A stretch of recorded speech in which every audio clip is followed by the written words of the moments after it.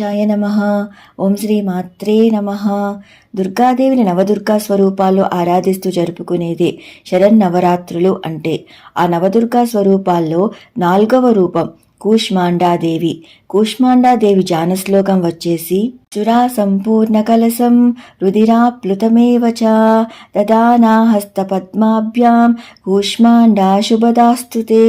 అమృతంతో నిండిన 2 కలశాలను పద్మాల వంటి చేతులతో పట్టుకున్న ఓ కూష్మాండాదేవి, నాకు శుభాన్ని కలిగించమ్మా అని దాని అర్థం.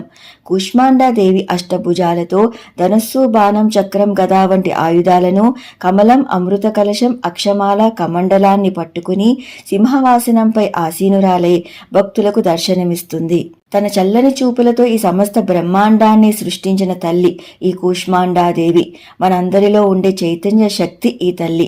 ఈ తల్లిని ఆరాధించటం వల్ల ప్రాణశక్తి వృద్ధి చెంది బుద్ధి వికసిస్తుంది. ఈ తల్లి అనాహత చక్రానికి అధిదేవత.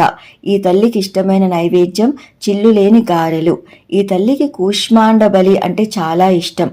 కూష్మాండ బలి అంటే గుమ్మడికాయను కొట్టడం. ఓం శ్రీ మాత్రే నమః. సర్వం శ్రీకృష్ణార్పణమస్తు. స్వస్తి. Please do like, share and subscribe. Krishna Sakhi.